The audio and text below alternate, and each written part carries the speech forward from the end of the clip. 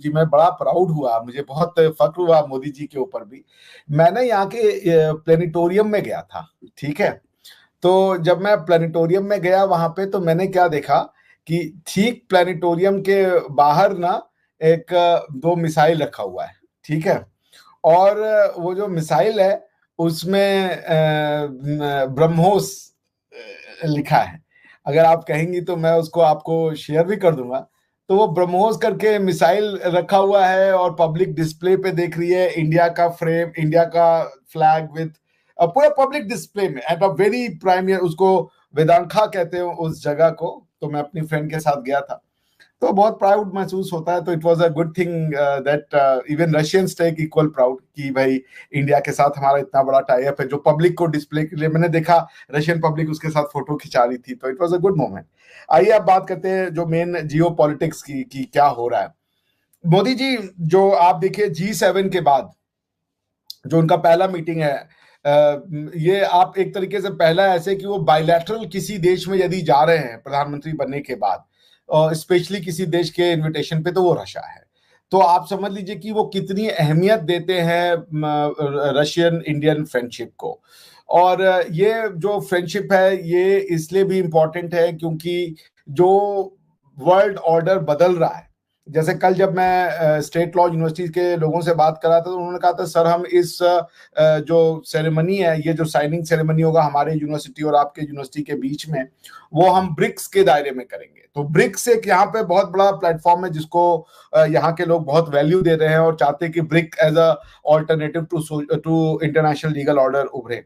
तो मोदी जी इसी बात को दिखाने आ रहे हैं कि ये जो वेस्टर्न एक ब्लॉक था जिसने की सैंक्शन लगाने की कोशिश की, जो अभी भी सैंक्शन लगा रहा है, और जो लेजिटिमेसी है व्लादिमीर पुतिन साहब की, उस पर भी बहुत बड़ा क्वेश्चन मार्क था। और अगर मोदी जी आते हैं तो ये सारा कुछ एक तरीके से लेजिटिमाइज हो जाता है क्योंकि इंडिया वर्ल्ड दुनिया का सेकेंड लार्जेस्ट डेमोक्रेसी है, फंक्शनिंग डेमोक्रेसी है, ओल्डेस्ट डेमोक्रेसी है। बिकॉज मैं नहीं मानता कि सिर्फ US oldest democracy, the true oldest democracy on the face of earth is India.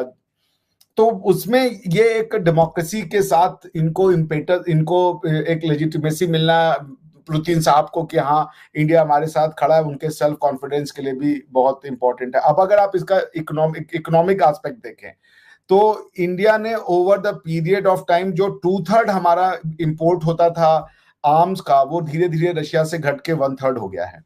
लेकिन अगर हमारी आर्म्स इंपोर्ट 2/3 यानी कि समझ लीजिए 66% से घट के 33% पे आ गई है, तो हमारा जो पेट्रोल का इनसे वो है, जो हमारी एनर्जी नीड्स है, वो हमने कई गुना बढ़ा दी है। उसी तरीके से जो इनके दूसरे केमिकल्स हैं उसको भी इंडिया काफी तेजी से खरीद रहा है। और अगर आप रशिया को देखें तो रशिया का जो रिलायंस है हमारी फार्मास्यूटिकल इंडस्ट्री पे, वो बहुत ज्यादा है। रशिया ने सखलान 2 में जो इंडियन पेट्रोलियम कंपनीज है उनको बोला आप आइए और अपने वो ड्रिलिंग मशीन्स और ये सब लगाइए to explore the possibility of oil and all that. So it's a huge message global। आप देख लें, जियो पॉलिटिकली देख लें, जियो इकोनॉमिकली देख लें, ये दोनों तरीके से इट्स अ ह्यूज मैसेज जो मोदी जी आ रहे हैं कि वी स्टैंड बाय पुतिन। और हम इंडिया जो है वो रशियन फ्रेंडशिप को काफी वैल्यू देता है। और इसलिए भी क्योंकि चाइना को भी हमें ये मैसेज देना है, चाइना को भी ये मैसेज आना चाहिए कि in this tough time we stand by with Russia. और चाइना ये नहीं, चाइना जो रशिया को ये भड़काता था कि ये तो अमेरिकन के साथ चले जाएंगे, ये तो वेस्टर्न ब्लॉक वाले हैं, डेमोक्रेसी वाले हैं, तो आज रशिया को भी ये मैसेज मिल गया कि India will stand by with Moscow and Moscow will be pretty pleased to see. तो नॉन अलाइनमेंट की जो शुरुआत की थी नेहरू जी ने, एक नॉन अलाइन मूवमेंट था। नॉन अलाइन मूवमेंट में हम मिलिटरीली नॉन अलाइन थे। ये लोगों को समझना पड़ेगा कि जो नॉन अलाइनमेंट मूवमेंट था, जो जब वर्ल्ड वॉर 2 खत्म हुआ, 2 खेमे में वर्ल्ड बट गया, एक था कैपिटलिस्ट अमेरिकन लेड और दूसरे थे सोशलिस्ट यूएसएसआर लेड।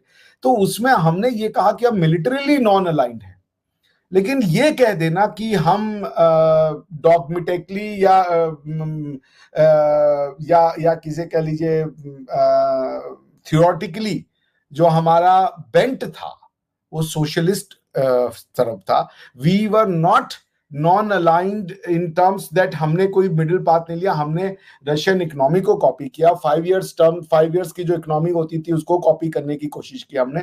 तो जो हमारा एक सिंपैथी था वो सोशलिज्म की तरफ ज्यादा था, वो कम्युनिज्म की तरफ ज्यादा था, और कैपिटलिज्म और ओपन इकोनॉमी को उतना सपोर्ट इंडिया ने शुरू में नहीं किया, जिसका खामियाजा हमें भुगतना भी पड़ा था। तो मोदी जी ने उसी डॉक्ट्रिन को लेके चल रहे हैं कि वो मिलिटरीली तो नॉन अलाइंड है, वो क्वाड का भी मिलिटराइजेशन नहीं करते हैं, वो किसी भी चीज का मिलिटराइजेशन नहीं करते हैं, लेकिन आप अगर टिल्ट देखिएगा थ्योरी वाइज तो मोदी जी कॉमर्स वाले आदमी है, बिजनेस वाले आदमी है, तो वो थोड़ा अमेरिका की तरफ उनका झुकाव था उस सेंस में।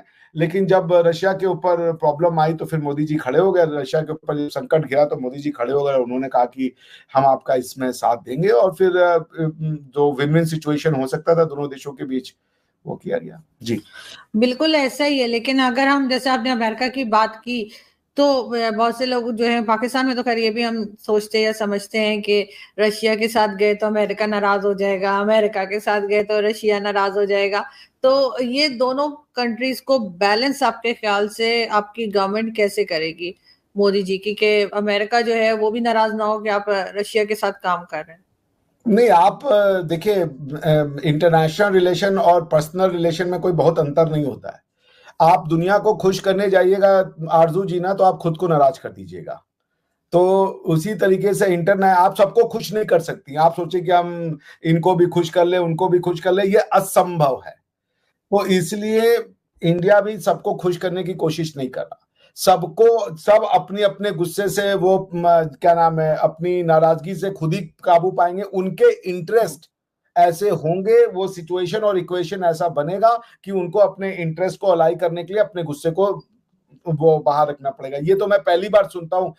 ये एक हमारे यहाँ के कम्युनिस्ट थॉट प्रोसेस था कि आप उनके साथ ऐसा व्यवहार मत करो तो वो तेल देना बंद कर देंगे, अरब के साथ ऐसा, वो ऐसा करना बंद कर देंगे। ऐसे नहीं होता। दोस्तों, चीन पाकिस्तान इकोनॉमिक कॉरिडोर यानी सीपेक पर बढ़ते हमलों ने पाकिस्तानी सुरक्षा की पोल खोल दी है। चीन ने पाकिस्तानी प्रधानमंत्री शहबाज शरीफ को दो टूक कहा है कि सुरक्षा मुहैया कराने में पाकिस्तानी सेना और सुरक्षा एजेंसियां पूरी तरह से फेल रही हैं। चीन सीपेक वाले बलूचिस्तान और खैबर पख्तूनख्वा प्रांत में अपनी रेड आर्मी तैनात करेगा। चीन के राजदूत जियांग जायडोंग ने शहबाज को शी जिनपिंग का यह मैसेज बताया। साथ ही उन्होंने कहा कि पिछले 7 दिनों में जिस तरह से बलोच लिबरेशन आर्मी के हमले हुए हैं, उससे ग्वादर पोर्ट में 3 चीनी अफसर घायल हो गए हैं, और यह कतई बर्दाश्त नहीं किया जाएगा कि चीन के ऊपर इस तरह का हमला हो। चीन इस बात से नाराज है कि पाकिस्तान ने पहले भी चीनी नागरिकों को सुरक्षा देने का भरोसा किया था, लेकिन हमले रुके नहीं।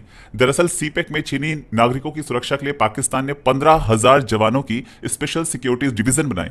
इसके बाद भी 2 साल में 30 चीनी नागरिक मारे जा चुके हैं, और ये हमले लगातार बढ़ते जा रहे हैं। और इसीलिए अब चाइना चाहता है कि बलूचिस्तान में वो अपनी फौज तैयार करे, और उसके बाद एक जासूसी नेटवर्क भी तैयार करेगा जो आसपास के इलाकों पर नजर रखेगा और देखेगा।